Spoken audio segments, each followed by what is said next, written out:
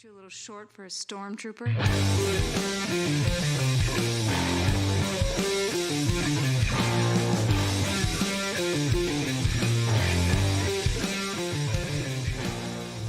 What's up, nerds? Welcome to another episode of the Multiverse Report. We are recapping the week's nerdy news from Star City to Alias investigations and everywhere in between. We have an absolutely packed show for you tonight, today, tomorrow, yesterday, whenever you're listening to this, who knows? Yeah, a lot to get to. We're a day late because we had some conflicts yesterday evening. In that day, we had at least 2, maybe 3 new stories pop up. My name is Mike Gibson. I'm one of your hosts. My other host? Yeah, I guess so. But also your other host, Steve Fowler. What's up, Steve? How's it going, buddy? It helps if my mic's turned on. I heard it both times. I don't know. Oh, there you go. But I heard it both times. YouTube didn't, but the podcast will. So, thanks, multiple methods of recording. Yeah. Doing great here. Like you said, day late, which apparently made it even more of a packed show when we thought we were already going to have a packed show. So, yeah, it's interesting. Might as well get into it. We're going to start right off in the Marvel Universe, not necessarily dealing with an in-canon MCU story or casting or anything like that. It's a little bit of behind-the-scenes. Big story broke this week that Scarlett Johansson, Black Widow herself, is suing Disney over the release of Black Widow. Scarlett Johansson's lawyer in lawsuit, whatever the language, says that Scarlett had a partial back-end deal with Disney in which her salary for the film was derived from the box office sales, which were undercut by the Disney Plus sales. So this is a movie that was supposed to come out in May of 2020, famously delayed due to the COVID-19 pandemic, as was almost every movie that was supposed to come out around that time. Got delayed several times. It really felt like Disney was holding out for a theatrical release. I didn't think that we were going to see Black Widow, before everyone felt safe going back into the theaters. But I think Marvel and Disney felt the strains of their connected universe, and they want to get something. This has to come out before the other thing, or else this thing's not going to make sense when they show up in this thing. And this is a bit of one of the few hindrances that their super tight connectivity can bring them. And they ended up releasing it on Disney Plus and in theaters at the same time because people aren't fully comfortable going back to the theaters yet. And Scarlett Johansson and her lawyers believe that this robbed her of some of the money that she was earned or deserved via her original contract. Disney had an incredible response, I thought, where they came back and said, "This lawsuit is especially sad and distressing in its callous disregard for the horrific and prolonged global effects of the COVID-19 pandemic." So they're just straight up telling Scarlett Johansson that that she's a monster for asking for the money that she was kind of promised that she would get. It's certainly, I understand. I mean, you know what? I'm going to let you talk, Steve. I've just talked a lot. What do you think about this? Yeah. In the immortal words of the announcers from Dodgeball, that's a bold strategy, Cotton. Let's see how it plays out. It really, like, the response itself is just slightly distressing and callous when you have a contract that is signed. It's one thing, when this situation arises, go to Johansson's agent and renegotiate the contract and say you're going to get X cut of the Disney Plus thing. Don't just drop it and, it's the mouse. They can do what they want, apparently, but it's a little rough when you just kind of drop this on Disney Plus without a clause in the contract that was guaranteeing the money from the box office, and this lawsuit's coming. Like, there's no way they did that without knowing this lawsuit was immediately going to come. How could they not, right? Yeah. How could they not think that something was going to happen? I mean, I understand that COVID-19 was not caused by Disney or Marvel, unless I guess you're some weird conspiracy theorist. And it wasn't if the you fault watch of Scarlett South Park, Johansson either. If you watch South Park, it may have been. Oh, okay. Long story, but not, yeah, very good sure. episode. It's not Scarlett Johansson's fault. It's not Disney's fault. But it happened, and regardless, she signed a contract that meant one thing or said one thing, and they did another thing. It's mind-boggling to me that they wouldn't renegotiate the contract after making that decision. She is a A-list, high-profile actor in Hollywood, and she's gonna get the money that she was promised. Like, that's what, I don't know. She deserves it. That's what I come down on the Scarlett Johansson side of this. It's not, I don't think she's being greedy. I've heard people like being kind of derogatory towards her because she's, daring to request this money. It's like, well, they promised her this money and they're a huge corporation. Like, what do you expect? Like, they promised you one thing, they're doing something else. Like, yes, go get your money. Get your money. You earned it. So it's just, again, mind-boggling to me that they wouldn't expect this and try to renegotiate beforehand. And you're talking millions of dollars. Like, it's an MCU box office hit. Like, if this was pre-COVID, this would have brought in, $500 million. No problem. Easy. And probably closer to like 750. Whatever Captain Marvel did, it's probably in that ballpark. Captain Marvel did $1 billion. Did it? Yeah. Then she really should. I don't know. And you know what? I think she could have gotten close to that because it's this character that we've been seeing for so long that's never gotten a solo movie. That there's a lot of hunger for that solo movie, and I think it did fairly well, considering not everybody that used to go to the movies is going to the movies. I paid the $30 for it on Disney Plus, but I think a lot of people probably did. I think it probably did good. I think it certainly did good post-COVID. Not that we're completely post it, but numbers. It's post-vaccine numbers, I guess I should say, compared to other releases. But yeah, I just don't. I don't know. I can guarantee you that moving forward, no matter how far in the future we are, no matter how far away from global pandemics we get, I guarantee you that every contract from every major studio from now on is going to have in case of a global pandemic clause in there somewhere to cover themselves. The new guaranteed writer. Happen again. Yeah, that'll be written in everywhere. Yeah, in my brain it was just the Avengers movies that were hitting that $1 billion mark. But if solo movies are hitting that, then she definitely would have been right there. As you can imagine. Wrong. I'm fairly certain that Captain Marvel did $1 billion. Yeah, I think. Yeah, I mean, any of the big solos that or Black Panther or like Ragnarok or Aquaman. Did Aquaman hit $1 billion? Jeez. It sure did. That for all the random DC things, that was a really fun movie to watch. I know, man. Yeah, I know it is. Continuity be damned. Dialogue's not great, it was fun. I'll stare at that movie anytime. It just looks great. Absolutely. Fun. So sticking with Marvel. Anyway, Scarlett Johansson, I know that you watch this show a lot. You're a big fan and a supporter. You've always been. We really appreciate it here at the Multiverse Report. So we want to say directly to you, we hope you get paid. Moving on to a different story in the Marvel Universe. Finally, we get a first look and a release date for Hawkeye, the Disney Plus series featuring Clint Barton training a new Kate Bishop. Entertainment Weekly gave us a first official look at Haley Steinfeld and Jeremy Renner, although there were a bunch of set photos that leaked months ago, so it wasn't completely mind-blowing to see this photo, but we did get a confirmation that it will drop this year, November 24th.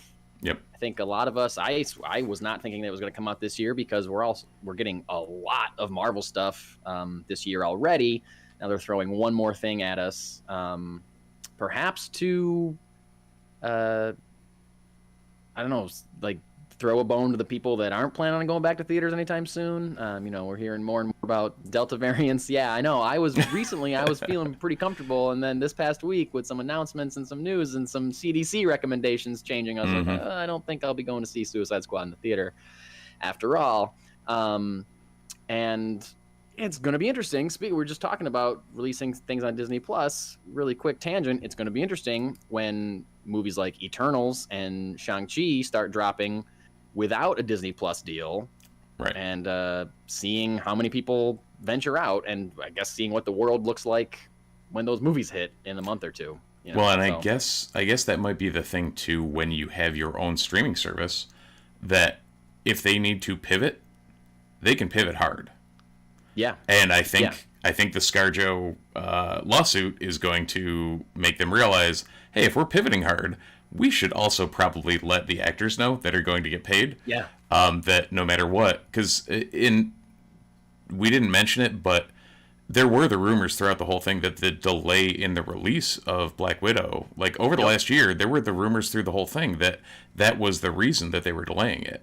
And it totally makes sense now that the lawsuit, now that dropped, it's like, okay, well, those were substantiated.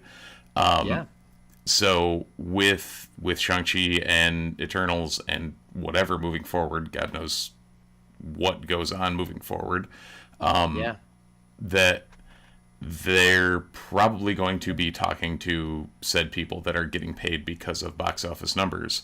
And I would think so. And especially with like Eternals, where you have, I guarantee all of that cast with the A-list names that they had are just going to, everyone has that box office rider in their contract, and that's going to be a big renegotiation, or they're just going to drop it and then 45 days later send it to Disney Plus. And I can't imagine that's a great idea for them either. So, oh man, it's gonna be. We'll have to wait and see. It's gonna be interesting. Anyway, Hawkeye. I'm excited for this. What do you think, Steve? I'm excited for the series. The picture was literally just the two of them standing in a room, so that was the thing. Yeah. They weren't even like in costume or anything. It was like, okay. Yeah, it was like Great. Just random street clothes, or what it like. Hawkeye almost looked half Ronin, which in the whole series, like, or in the whole origin, Kate Bishop takes up the Hawkeye mantle because Renner is assumed dead and is Ronin at the time, and there is no Hawkeye. So, okay, cool, that works. But and in the MCU, that happened. So we'll see where this actually picks up, and if they can lean into, as we mentioned a couple of times before, that wonderful Hawkeye series that the Matt Fraction Hawkeye, the Fraction series that, if we can get Pizza Dog, everything will be good. I've seen the leaked set photos had a dog in it, and I assume that's going to be Pizza Dog. So. Okay, sold. Yeah, you had me. I'm sold. I hope that I'm very excited for this because that Matt Fraction series is so great. But also, I mean, Haley Steinfeld's a great actress. And this is another kind of underutilized character that's getting some attention, similar to, Wanda and Vision. They're not going to make a movie, but yeah, you'll get a Disney Plus show. It's like an interesting way to spend, be able to kind of deep dive into a character a little bit more, spend more time with a character that, kind of gets sidelined in the film. So, I don't know. I'm very excited about this. We get to see it November 24th after Eternals, but before Spider-Man, right? Yes. I don't think that sounds right. Unless they throw Ms. Marvel in there somewhere, which was rumored to be a 21 release, but from everything I think I saw, it might be like January 22 or something like that. So. Okay, yeah, and that'll be the next one, right? I don't think, besides What If, which we're going to talk about in a second, that there's no other series that's that close, I think. Yeah, I don't think there was anything else that was supposed to drop this year. So yeah, so probably 22 will be Ms. Marvel, She-Hulk, Moon Knight, and Secret Invasion, probably. Jeez, that's insane. Jesus. That's insane that we're getting at least all those shows, and probably one or two that I forgot that they've talked about that I'm just not remembering right now. But anyway, speaking of Marvel MCU shows, the What If animated series, which we got a trailer for a couple weeks ago, we talked about, that is debuting next week. We're so close. They're just firing all this content at us. It's incredibly hard to keep up with. And it started to get some reactions. We don't really cover early reactions too much on the show because it's not really news, I guess, just people's opinions. But I don't know. I guess we wanted to talk about how the show is coming out soon and how a lot of the reactions to this that I've seen anyway have been positive, but also mixed to positive, more so than a lot of MCU stuff usually is. And people are saying the voice acting isn't great because sometimes you can be a great actor without necessarily being a great voice actor. Some of the, these are people that have seen the first few episodes, I guess, saying that, when it kind of takes a step away from the MCU in general and kind of starts doing its own thing, it's more interesting. But then when they're just kind of like rehashing an origin story, but like swapping a character out, like it's cool, but it's not really like going to hold people's attention. Right. Steve, how do you feel about this? And do you think that, I don't know, what are you reading into the reactions for What If? It's going to be interesting. The whole what if concept in comic form is always phenomenal because you can craft it however you'd like. Right. Depending on how they attack it. Like you said, some of the actors may not be. You may not have a, I guess, Mark Hamill, who's a good actor and good voice actor. Sure. There's a reason Kevin Conroy is the animated voice of Batman. That's a thing. Like, voice actors are voice actors for a reason. Matt Lanter and any of the, James Arnold Taylor, any of the guys that worked on Clone Wars, there's a reason they didn't bring the actual actors back. Also, you'd have to pay them. But, it's an art. And if some of that is getting lost in the what if-ness of this whole thing, then it could be a little not up to par with the rest of what's been produced in the MCU. Yeah. And I'm just kind of thinking about this right now. Like, you mentioned the other things that have been produced in the MCU, and we were talking about earlier about Black Widow being dropped because they need to move their continuity along. They need to get things out in a certain order. The MCU, their whole thing is continuity. That's what made them, their shared universe, their successful, thought out, planned out ahead shared universe is what makes the MCU special. It's their thing. This is not part of that continuity. And it's really kind of a niche programming for really just diehard MCU people. Like I casual fans of the MCU aren't probably going to respond to this too much because, what if T'Challa found was Star-Lord or whatever it seemed like in the trailer, how many people care about that? Yeah. Really, or will that scene from, Guardians, that came out however many years ago, and even the people that do, if it's not part of this tight continuity that everybody's used to, will people care about it? So it's going to be interesting to see how more people react to it, fans and non-fans alike. I can't imagine people that aren't fans of the MCU caring about this at all. No.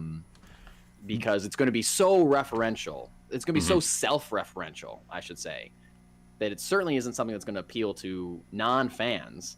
But even some fans, I think, will be like, okay, this is fun, but what do I care? Because I'm here for the continuity that has been promised to me over the last 12, 13 years or however long, Yeah, and one thing I wouldn't be surprised, or I'm mildly surprised about, is where they're dropping this in the continuity.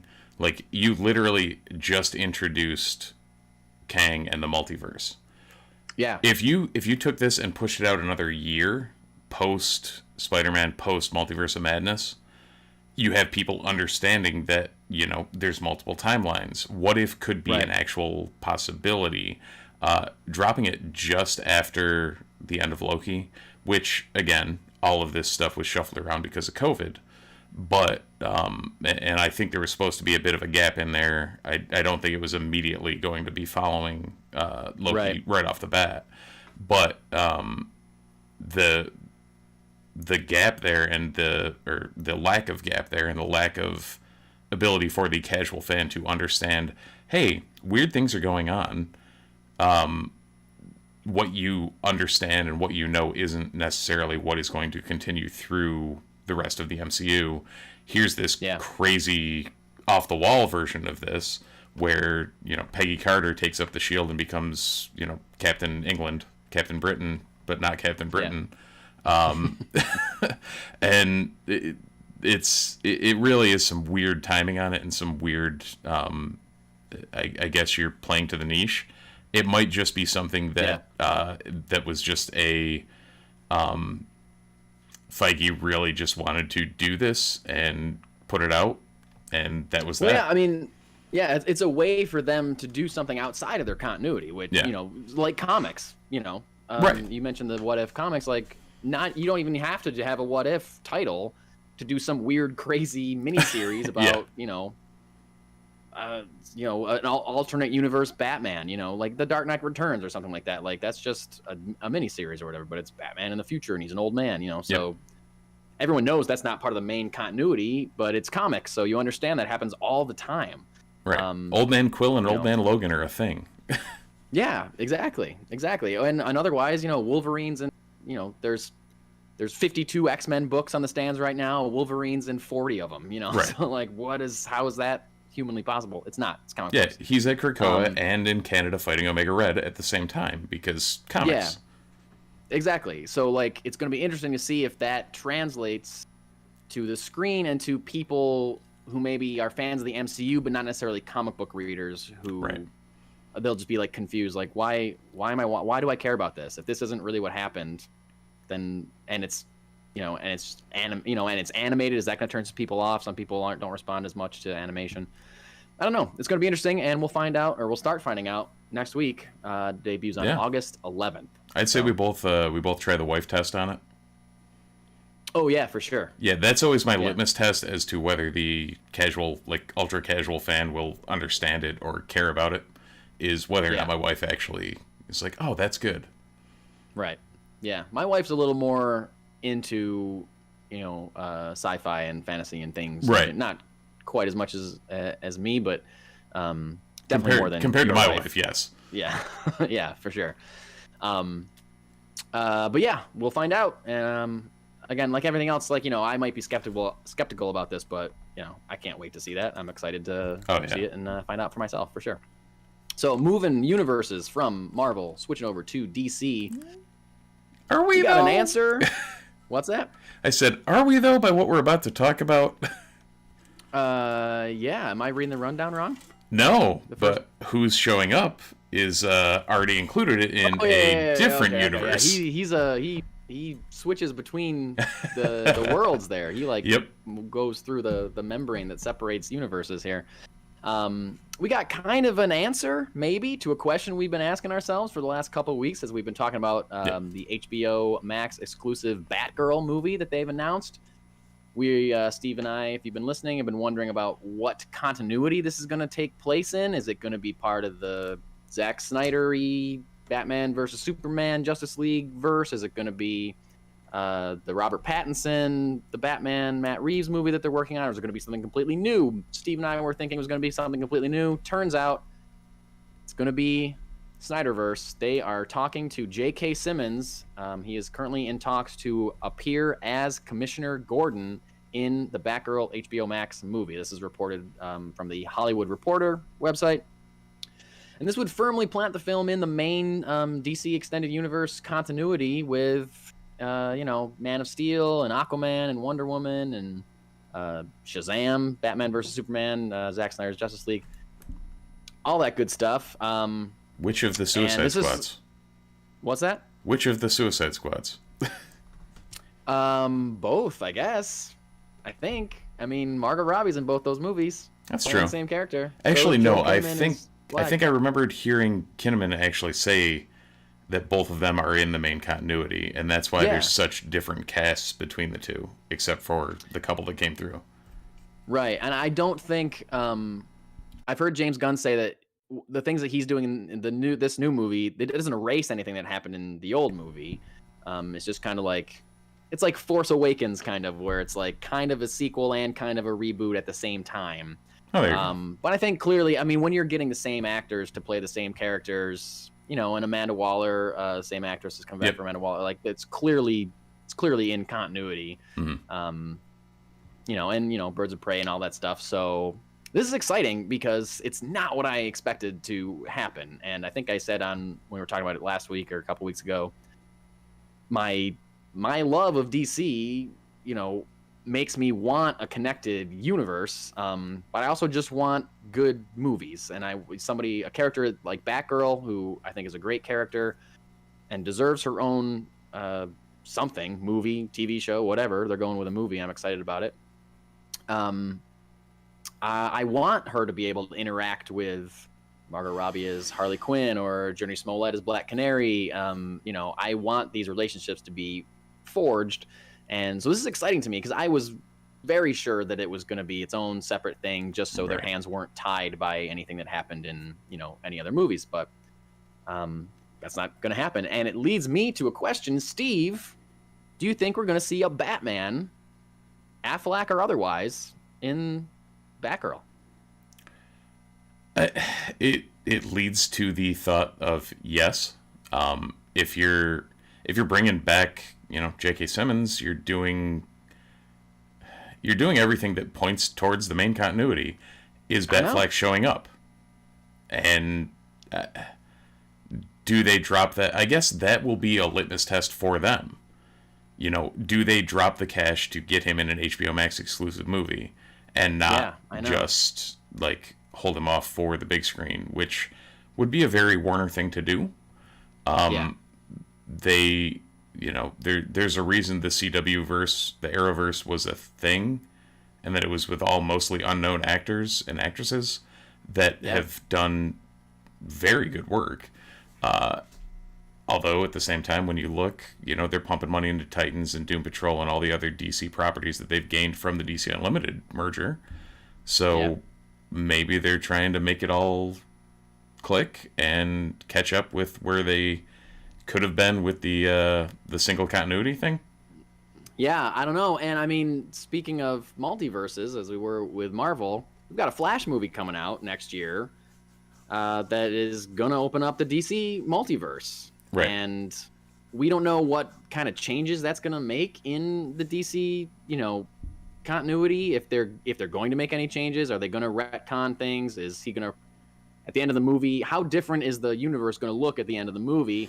And when does Batgirl take place? Is it going to be, maybe Ben Affleck isn't Batman anymore? Maybe that's their reason to get him out of there if he doesn't want to be there anymore, which seems like he doesn't want. He's coming back for the Flash movie, but who knows how long he's going to stick around? I feel like he was out a while ago, mentally and physically. So I would hope that there's some kind of Batman in a Batgirl movie. And I think it's possible that they could just hint at him or show him in shadows and things like that. Fine. I just recently reread the great Batgirl Year One story, and that's really good. And Batman, it's Batgirl story. Batman is in it tangentially. Both Batman and Robin are in it. Robin is involved quite heavily. I can't imagine them giving us a Robin for the first time in this continuity in a Batgirl movie. I feel like they would give him his own origin before they cross him over, so I doubt he's going to show up, but it feels like there has to be a presence of Batman somehow in there to, however, inspire Barbara Gordon to become Batgirl. She either has to look up to him or there's got to be some whatever, impetus, right? Some impetus for actually taking the mantle on. It's not just, oh, by the way, I'm Batgirl with no other Yeah. Well, what I ties. like about the Batgirl Year One book that's right up there is that she kind of accidentally does it. She's in this story, spoilers for this storyline, she makes her own kind of Batman costume to go to this policeman's ball, masquerade party or something, and she does it to bother her dad. They're in he doesn't want her to be asking too many questions or know much about his relationship with Batman, so she's like, well, I'm gonna dress like Batman and bother you because it's classic father teenage daughter relationship, whatever. Right. And then this something starts happening at crime breaks out at the masquerade ball, and she stops it and fights it in a bat costume, and that it kind of spirals from there. But there's scenes between her and Batman that I think are really powerful and really inform the character, where he's like, why are you, who told you could wear that symbol? That's my symbol. You shouldn't be doing this. And she gets right in his face and is like, who told you you could do it? Who told you you could wear a bat suit? No one told you. No one gave you permission. No one gave me. I don't need your permission to do this. Yep. Which I think is really interesting and great. It's like she's kind of inspired by him, but also like isn't gonna just fall in line or do what he says. Like she's doing this because she wants to do it, not because he's asked her to do it or whatever. Right. So I think it could really strengthen. It could bring out a lot of strength of her character if they were including things like that. But again, are they going to pay Ben Affleck or whoever is, Michael Keaton? I don't know who's going to end up being Batman, Robert Pattinson, in whatever multiverse thing happens with the Flash. I guess this is going to be another thing we're going to have to wait and find out. But I can't wait to find out. And hopefully we know sooner or later. Somebody that we do know is playing Batman, not on a screen, but in audio form. Winston Duke. You might know him from the Black Panther film, another walker between the worlds of the multiverses. Is going to be voicing Batman in the Spotify exclusive podcast Batman Unburied. This is the first of a bunch of Spotify exclusive podcasts that DC has announced. And the general description for this story is: when audiences meet Bruce Wayne, he is a forensic pathologist. That's new. Okay. Working in the bowels of Gotham Hospital and tasked with examining the victims of the Harvester, a gruesome serial killer preying on Gotham citizens. Not only will the superhero be forced to face his own mental demons, but he will also have to overcome them in order to save the citizens of Gotham as his alter ego, Batman. So Winston Duke is voicing Batman, Bruce Wayne, and Jason Isaacs is playing Alfred. This sounds interesting because I don't think Bruce Wayne's ever been portrayed as a forensic pathologist or anybody with a job ever. He's just a billionaire. He's as Tony Stark would have said, billionaire playboy philanthropist. So yeah, exactly. And in all honesty, like Winston Duke killed it as M'Baku. So if he's good at voice acting, I'm all in. Yeah. Also cool that this is a black man playing Batman, I believe, for the first time. Not on screen, but he's a black man that's cast as Batman, which I think is awesome. I feel like it's going to be interesting if they acknowledge that or play into that, and maybe that's why they're kind of rewriting the character a little bit. I guess who knows. We'll find out when this podcast debuts. I don't think I saw a date on it, but I know it's been in the works for a while, and I've heard other people talk about, for other people promoting things on podcasts saying like, oh, and I did a voice in this Batman thing, but I don't know what's coming out. So I don't know what's coming out. I'm excited for. I'm a big podcast guy. I'm excited for what seems to be both DC and Marvel leaning more into audio dramas and developing new content that way. We talked a while ago about the Star-Lord podcast, which I haven't been listening to. Have you been listening to the Star-Lord one, Old Man Star-Lord? I didn't know it hasn't dropped yet. Or I didn't know it dropped they're yet. into it. Like weeks into it. Yeah. I've been too busy with last week's recommendation and picking up the Sandman audio drama, which you told me. Amazing. Extremely disconcerting when you're just driving down the road listening to this thing. But very, very well done. Sandman and you're listening to it for the first time, you can be like, wow. Yeah, I did not know that this is where this was going. Yeah, it's deep. Dark, dude. It's deep and dark. It's deep and dark. It's impressive. But James McAvoy apparently is someone who can voice act very well because he portrays the titular character himself, and really brings a lot to it, as well as Neil Gaiman narrating the whole damn thing. Great narrator, right? Yeah. So they did that right, and we had mentioned season 2 last week, so I was like, let's dive into this. I'm already about halfway through season 1, so. Oh, nice. Yeah, I still have a little bit to go on season 1 as well, and there was a point I was listening to it sometime this past week, and it had been a while since I had read. I think they're into like book 2 or 3 where I am or whatever, and it had been a while since I've read that, and so I was like, I don't really remember this at all. Are they jumping ahead? Is this something? So I went back and I found it in book 2, I think it was, and I was like, oh yeah, and I was following along. It's like literally like almost word for word. Like it's such a faithful adaptation of the book. It's so cool they're able to do it so well. But I guess that's the difference between audio and visual. Like visual, you have to like make compromises and stuff, but if it's audio, you can just literally read it and act it out, and I don't know, it's so good. I mean, and plug and for the way they Sandman series. Go check it out. Right, the way they describe the panels too. Like, some of the visual descriptions that they're saying in this audio drama, I can literally picture the panel, and it's great the way they've done it. Yeah, so great. Speaking of things that were done great, something that was not done great is David Ayer's Suicide Squad movie that came out a few years ago. This past week, he released like an open letter on his social media, I guess, talking about how the movie that was released wasn't the movie that he made. I don't know if maybe those are listening that may not be familiar with this. That Suicide Squad movie that came out with Will Smith and Margot Robbie as Harley Quinn and Will Smith as Deadshot, a bunch of other people that we were referencing earlier. Some of which are coming back for the new The Suicide Squad movie that comes out this week. David Ayer was the writer-director of that movie.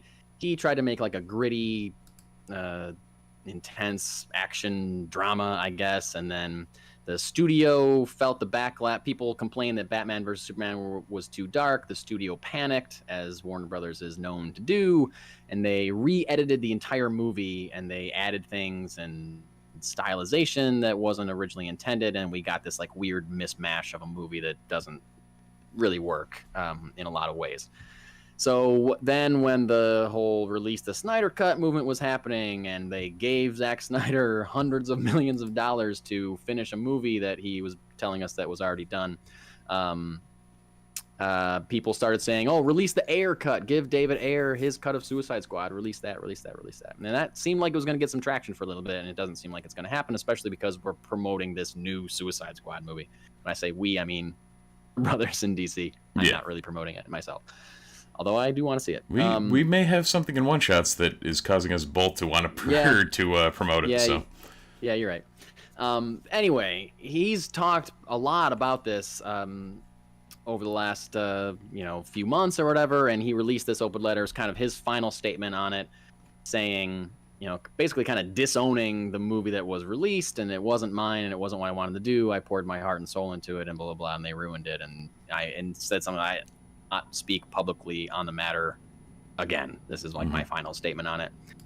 And I don't know if I have a take on this other than like, fine, I don't, I guess I feel similarly about how I felt about Zack Snyder's Justice League. Like, yes, it was a much better movie than the theatrical cut, but it's not my favorite DC movie.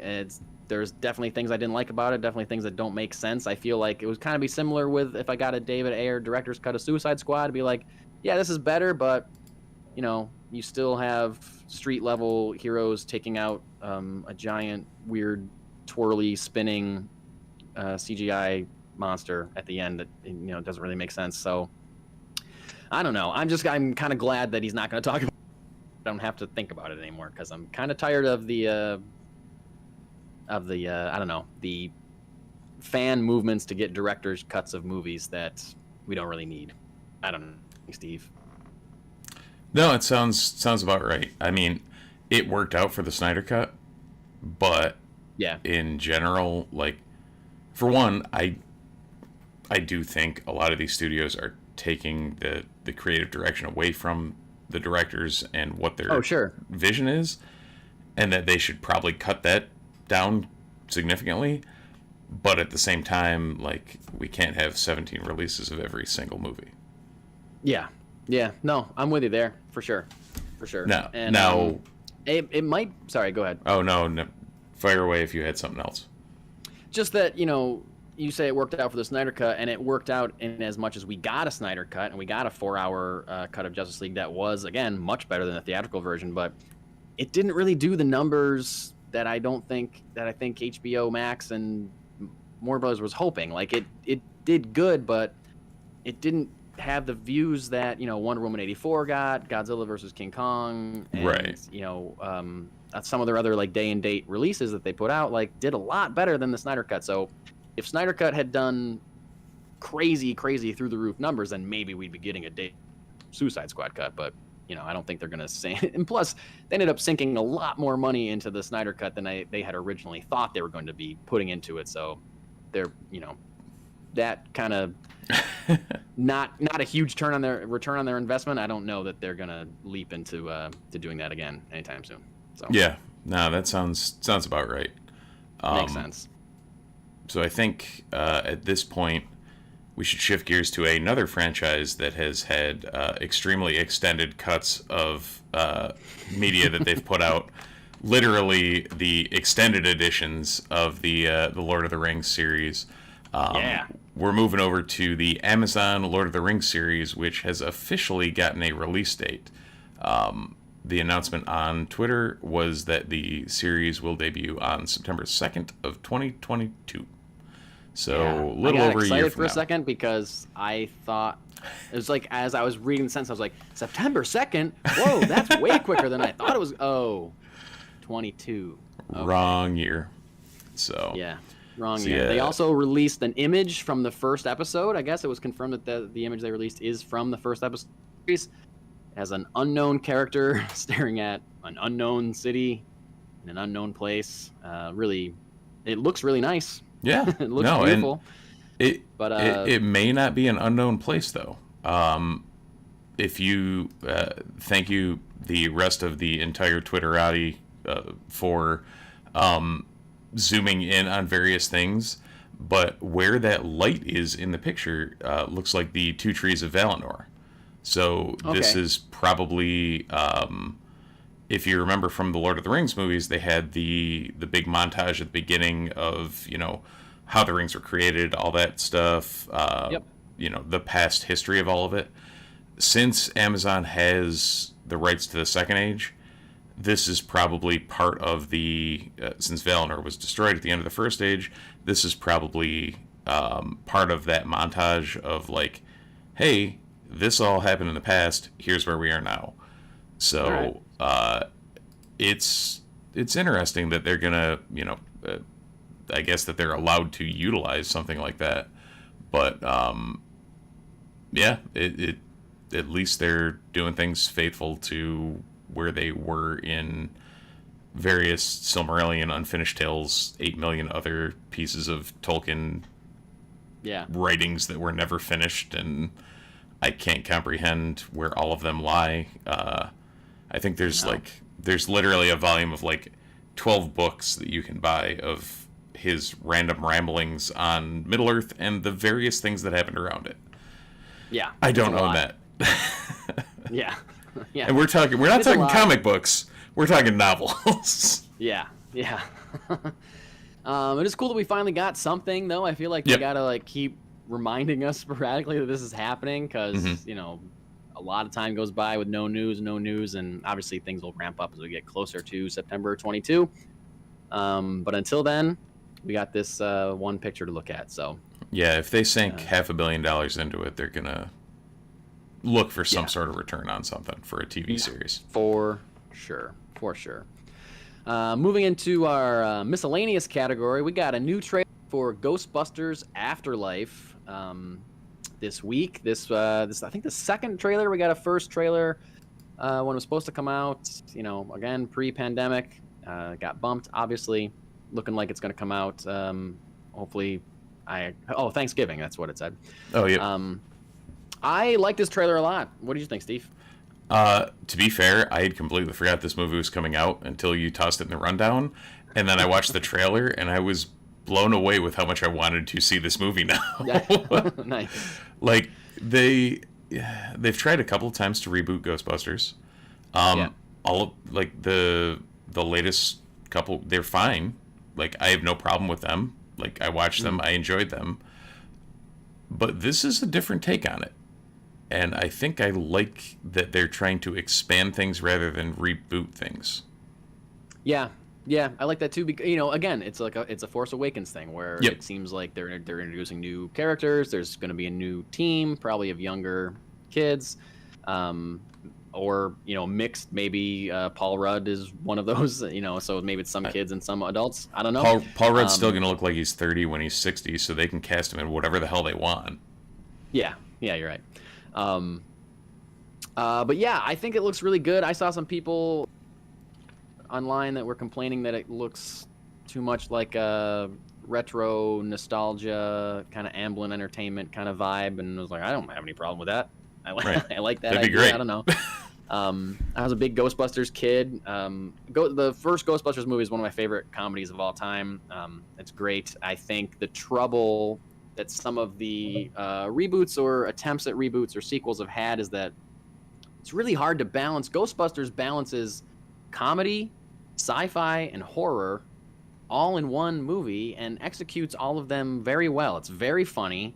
There's super cool effects and sci-fi stuff, and there's got some good scares in it. And the characters take those elements seriously and react to them seriously. When something scary is happening, they're very scared by it.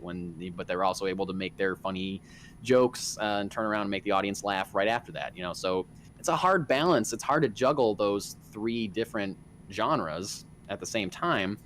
And I think some of the other attempts have kind of missed the mark in balancing that. This movie is coming from written and directed by Jason Reitman, son of Ivan Reitman, who co-wrote and directed the original Ghostbusters. So I think that is probably why we're getting Bill Murray back. We're getting Dan Aykroyd, and we're getting Ernie Hudson. We're getting the original cast back, the ones that are still with us. But I do like that they seemingly anchored it to Egon's family.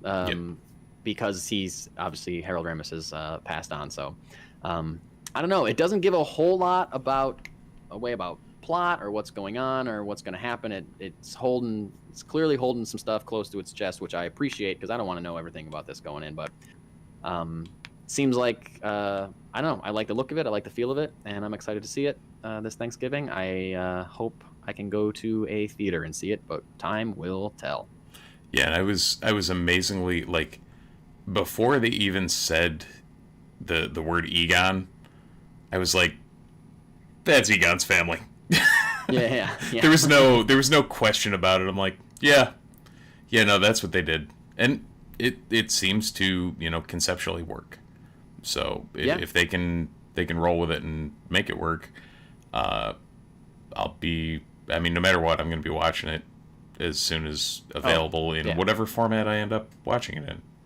Yeah, absolutely. And Jason Reitman's a great filmmaker, regardless of, doing he's never done like a big famous IP property like this before, but, he's certainly proven himself, I think, in other, via other films that he's done that he can handle something like this. And he's a good writer and understands humans' emotions enough to write them and execute them well. So anyway, keep moving. This is going to be a longer show, man. Last week we did great. We kept it to like an hour and 2 minutes or something, and this week we were dead nuts way on. over. Oh my god. Anyway, we got one-shots, and we got a lot of one-shots. These are stories that came out that we want to talk about, but we don't think we can necessarily spend a ton of time on them, so we're going to tell you what they are and move through them real quick. I'm going to kick off this week's one-shots with Jodie Whitaker and showrunner Chris Chibnall are leaving Doctor Who after the 2022 season. I think this will be Jodie Whitaker's third season as the Doctor, first female Doctor. And Chris Chibnall was a showrunner for all three of those seasons, came on with Jodie Whitaker. Apparently they made this deal together that they would do 3 seasons and be done. Similar to, I believe, the previous Doctor, Peter Capaldi. I think he also did 3 seasons, so it's not it's not too short, it's not too long. It's a kind of a general good amount of time to be there. I am not caught up with Doctor Who, but I love that show, and I always want to get caught up with it, and something distracts me. But I've heard great things about Jodie Whitaker as the Doctor and that show in general, so can't wait to see what happens. Anyway, your turn, Steve. Sounds good. News has broken that Taika Waititi, who back in 2019, I believe, was brought on... well, 2020 didn't exist, so it was actually pretty recent. He was brought on to reboot the Flash Gordon franchise. originally brought in to run and produce and direct a animated show. It looks like this has now moved to a live action show. My only request in this one shot is that the Queen soundtrack stays completely intact, and that is now the official sound of the new Flash Gordon as well. Yeah, for sure. All right, Netflix has announced that we are getting a season 2 of Sweet Tooth, DC Comics adaptation Sweet Tooth, season 1. I am almost at the end of it, working through it slowly with my wife. It's incredible. I love it. It's very different from the books in a way that just kind of tells the story very differently in a different way, but also weirdly stays true to the original version, at the same time changing it. It's great. I was hoping that we get a season 2, even though I'm not done with season 1, and we are, so I am pumped about it. Perfect. I still haven't watched that, but I should dive into that. Things that I have watched: Thor Ragnarok. Was it Ragnarok that the cameo was in? Sure was. Yeah. In the play. Yep. Yeah. So Matt Damon appeared in Thor Ragnarok as Loki in the play, aside the third Hemsworth brother, Luke. It is apparently verified that he will reprise his role in Thor Love and Thunder. So we'll see where that goes. Who knows how and why they need another fake Loki cameo. But okay, cool. Yeah, who knows? Jump back to DC real quick. James Gunn's The Suicide Squad currently sits at a 96 approval rating on Rotten Tomatoes. This is all critic scores. It's before the audience scores opened up, obviously, because the movie's not out yet. 96% approval rating. I couldn't possibly be more excited to see this movie and see what everybody is talking about. Yeah. I have not seen one negative review for this movie, and I'm just bursting at the seams to be able to see it, and I plan on doing it the moment that I'm able to this weekend. Well, you haven't read those 4% of reviews, apparently. I guess you're right. To finish out the one-shots, something we touched on a couple weeks ago, the sequel to Venom, Let There Be Carnage, diving into Woody Harrelson's Cletus Cassidy, apparently has dropped a new trailer, and we're just going to lean into all of the camp. There is... The whole trailer was just... It was a thing. I'm going into this movie with the expectations of I'm probably going to be confused. Things will look pretty. And I guess there'll be 2 symbiotes. Well, 3 symbiotes. Yeah, that's about all I got. Who knows? Yeah, I saw this trailer today, and man, they're just, like you said, the campiness is just through the roof. The whole like Venom and Eddie living together kind of thing is just right. really something. I don't know. It's really something. I don't know what else to say about it. They seem, by both trailers, it looks like they've turned Venom and Eddie Brock into a 1980s sitcom. Yeah, it's like The Odd Couple. Yeah. But symbiote and human struggling to get along. I don't know. It's so strange. Carnage looked good, though. I thought Carnage looked good. Yeah, the visuals look great. I mean, that's... Yeah. If they can nail those, and we haven't seen the actual symbiote for Scream, but they've pushed... I think there were 2 more frames in there that basically it's officially confirmed what we thought from the first trailer, so... Yeah, for sure. It's weird that seemingly they can really nail the character of Cletus Cassidy and Carnage, but kind of miss the boat on what everyone likes about Eddie Brock and Venom. The titular character. Yeah, the main star of the franchise. Anyway, okay, we're moving on into comics, ladies and gentlemen. We tonight are doing our second installment of a new series. We skipped last week, but 2 weeks ago we did something called Kickstarter Call Out. We called out a comic book that's being currently campaign is running for them on Kickstarter. A creator that we called out 2 weeks ago was Daniel Calben, and he got a campaign. His campaign was successfully funded. Hooray! Yay! I'm sure it was because of our legions of fans that heard us talk about it and then rushed to Kickstarter to pledge. So you're welcome. That's a joke. But today, Daniel Calvin was nice enough to, one, thank us for promoting his book, but then also sent us a bunch of other Kickstarter campaigns that he thought we should be looking into and talking about. So we've picked one of those tonight to talk about it. And this is a campaign being run by a guy named Brant Fowler for issue 2 of a book called Celestial Falcon. Super cool name. Celestial Falcon is a supernatural superhero comic book. Now, I guess issue 1 is already out there, and they're getting funds for issue 2. And it's a story about a group of friends chosen and imbued with powers to be guardians over Earth to stop a race of demons from conquering Earth once and for all. Now, this really looks great. I actually pledged to it today after I was looking through the list that Dan Calvin sent to us, and everything that he sent looked great. But this one, I was like, whoa, this looks dope, and I'm pledging to it right now. So I did. They're only about halfway to their funding goal, and they only have 4 days left. So come on, Multiverse listeners, let's get out there and make this happen for Brant Fowler and his creative team. You may be thinking, why am I pledging to an issue 2 when I haven't read issue 1? Don't worry. There's certain tiers of rewards you can get where you can get a copy of issue 1 either digitally or physically if you pledge for issue 2. So this just seems like a super cool, like unlikely hero, unlikely superhero kind of story. The art is gorgeous. You can get a lot of really cool variant covers, trading cards, things like that. There was some of the variant covers were like Jaws references, because there's a scene where a guy fights a giant shark, which I was like, whoa, sign me up. Jaws is my favorite movie of all time, so I'm in. You got me. I want to see a superhero punch a shark in the face. So yeah, check out Brant Fowler's campaign for issue 2 of Celestial Falcon. That's Celestial Falcon on Kickstarter. And throw some money their way, spread the word, and let's get this book funded. Now, if you wanted to see a superhero punch a shark in the face, I'm pretty sure we're going to see that this weekend in the Suicide Squad. Oh my gosh, you're right. Maybe not superhero, though. Probably just another villain will punch a shark in the face. And then that shark will probably eat that guy. Fair enough. So if you want to see that, watch the Suicide Squad. If you would like to see a superhero punch a shark in the face, back this book. That's right. Back that book. There we go. That should be a chant. Back that book. Like, I don't know. I'm all in. I don't know what I'm talking about. All right.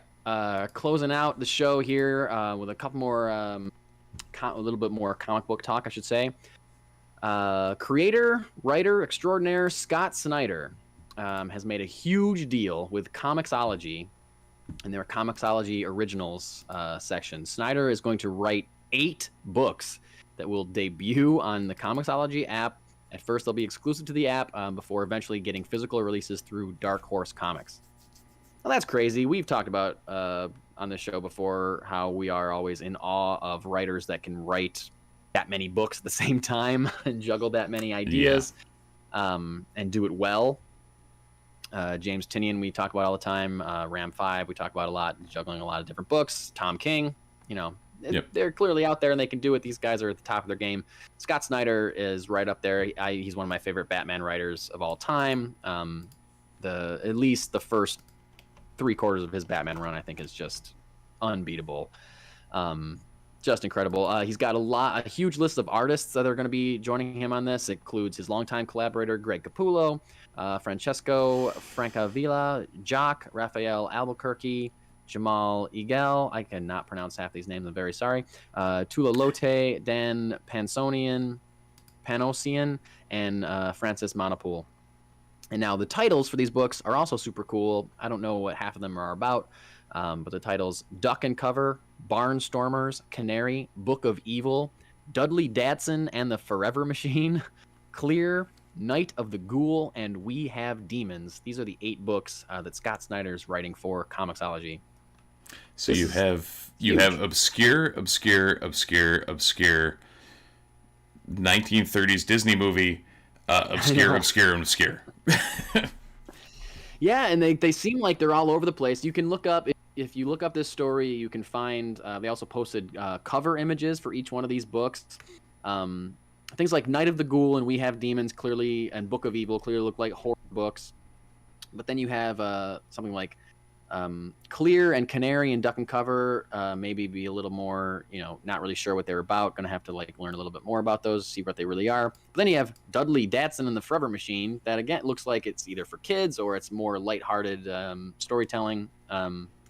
So it's cool that he's creating his own stuff. He had a book, Noctura, that's been out through Image. I think that was maybe also a Comixology thing. I can't really remember, but that book's been coming out for a long time. He's really kind of at the top of his game. I think everyone thought, me included, that Batman, it would be hard to top, and now he's out there, pedal to the metal, coming up with a bunch of different titles, making his own stuff and making it happen, and it's very impressive. I currently do not have the Comixology app, but this might be something that makes me sign up for it, because this is really impressive. And if he can nail 4 of these 8 books, then right. it's a feat, I feel like. But something tells me someone that has a mind like his, he'll be able to nail all 8 of them. And I can't wait to see what they are. Yeah, and that still does boggle my mind. Snyder, as we're talking about, Tynion, as we've talked about in the past, Kieran Gillen, Jason Aaron, any of these guys that are just, they're hitting all these main continuity books and then also doing their own stuff on the side. And it's just like, where do you end up with the spare time to handle all of that, juggle it? Like you said, is it 10:30 to 2? I'm doing, Something's Killing the Children, and then I'm gonna pen Batman from 2:30 to 5. And I know, where do you draw the line? But apparently these guys have all got it down. Yeah, and is it because these are also all original stories? So these are 8 different ideas that he had. It's not like you take over on Batman, you don't have to do a ton of world building unless you're putting him in a radically different situation. You got all the pieces, they give you the toys and you just get to play with them. Mm-hmm. These 8 books, he's inventing his own toys and he's coming up with his own stories, which is very impressive. And if they are as diverse as they seem, then it's going to be very impressive if he's able to pull it off. And I can't wait to see if he does. Yeah. Other than that, This Week in Comics, coming out this week on August 4th, or August 3rd if you're a DC person, or if your comic book actually puts out the DC books on Tuesdays. I feel like some of them don't, and they just wait for Wednesdays like everything else. But anyway, this week we got Batman 111 coming out, Deadpool, Black, White, and Blood, an anthology book coming out, #1. Elvira Meets Vincent Price, #1, which sounds like a incredible, crazy cool ride for me. And also Immortal Hulk 49, the penultimate issue of this legendary and landmark series. Immortal Hulk is coming out this week, so grab that if you are, if you're going to miss, the Immortal Hulk run, which I think a lot of people are, because that's been, like I said, a legendary run, a legend in its own time. It's not even over yet, and people are talking about how it is just one of the best Hulk runs of all time. So yeah, L. Ewing really nailed what he was doing on that run, and it'll be interesting to see where that goes. Didn't we talk about, was it Cates that's taking that over? I believe so. Yeah, we did talk about it a few weeks ago. So we go from Ewing, who, has redefined what Hulk could be in a book, to Cates, who has been running high on Venom and just about everything else he's touched. That Thor run that he's on right now is phenomenal. So it's going to be, we might be in a new Hulk heyday here. I know, right? Yeah, and you never know what's going to end up, how that affects the films, how much we're going to see. I guess we're going to see him in She-Hulk, but, are they reaching out to Universal to try to get full Hulk rights back? Hey, we're going to see Abomination in Shang-Chi. I know. I know. And he's going to be in She-Hulk, too. Yep. Or Tim Roth is supposed to be in She-Hulk, I believe, so. Right. Anyway, Steve, slightly longer episode, but that's all I got. I don't think we went as long as you think we did. We're just over an hour. So we made it up on the back end. Okay. Again, if anyone's watching, I hope you are. Thank you. Hello. Hi. Yeah, thank you. Exactly. Hello, future people. Feel free to like, subscribe, ring the bell so you know when we go live. It's usually 9:30 on Sundays. We'll always let you know if something's changing and we'll have to bump it, like today. if you want to check out the latest issue of the pod, themultiversereport.com always has the latest podcast and the latest video up. If you would like to send us an email, themultiversereport@gmail.com, please pen us your glorious responses to whatever we're saying, and we'll probably find a way to read it on air. Otherwise, check us out on Twitter @multiverserpt, or just, find us some other way. I don't really know if there's another way. I don't know either. That was pretty comprehensive, so I think that's about all we got. We got all our bases covered. There we go. Thanks everybody for listening, and I don't know. We'll see you next time, I guess. That's all I got to say. Sounds good. See you next week, guys. So long.